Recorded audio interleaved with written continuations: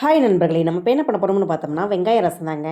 சூப்பரான டேஸ்ட்டில் ஈஸியாக குயிக்காக பண்ணலாங்க. சூப்பராக டேஸ்ட்டாக இருக்கும். வாங்க இப்போ வெங்காய ரசம் பண்ணுறதுக்கு ஒரு மீடியம் சைஸ் புளியாமலை எடுத்து நம்ம ரசத்துக்கு தேவையான அளவு கரைச்சி எடுத்து வச்சுருக்கிறேன்.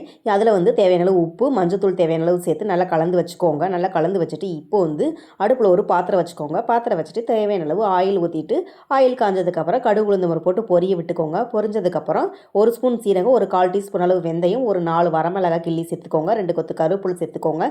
சேர்த்துட்டு சின்ன வெங்காயத்தை எடுத்து கொரகொரப்பாக இடிச்சிட்டு சேர்த்துக்கோங்க. தேவையான அளவு கொஞ்சமாக பெருங்காயத்தூள் தூவி விட்டுட்டு நல்லா மிக்ஸ் பண்ணி விட்டு நல்லா வதக்கி விட்டுக்கோங்க. வெங்காயம் பச்சை வாசனை போகிற அளவுக்கு நல்லா வதக்கி விட்டுக்கோங்க. நல்லா வதக்கிட்டு இப்போ நம்ம புளி ரசம் ரெடி பண்ணி வச்சுருக்கிறோம் இல்லையா, அதை நல்லா கலந்து விட்டுக்கோங்க. நல்லா கலந்து விட்டுட்டு இப்போ நம்ம வெங்காயம் வதக்கி வச்சுருக்கிறதுல இந்த ரசத்தை ஊற்றிக்கோங்க. பாருங்கள், நான் இப்போ ஊற்றிக்கிறேன். ஊற்றிட்டு பாருங்கள், நல்லா மிக்ஸ் பண்ணி விட்டு நல்லா கலந்து விட்டுக்கோங்க. நல்லா கலந்து விட்டுட்டு நல்லா நுரக்கட்டி நல்லா கொதி வரணுங்க.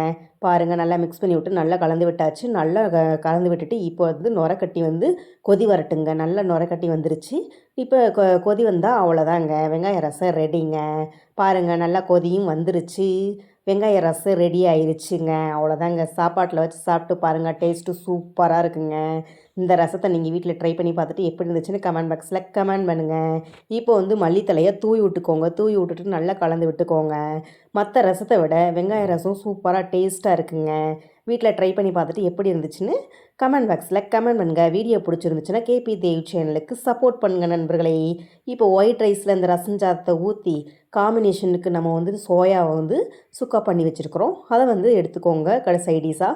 டேஸ்ட்டு சூப்பராக இருக்கும். நீங்கள் உருளைக்கிழங்கு எது வேணாலும் காம்பினேஷனாக வச்சு பாருங்கள். அந்த ரசம் சாதத்துக்கு சூப்பராக டேஸ்ட்டாக ஈஸியாக இருக்குங்க.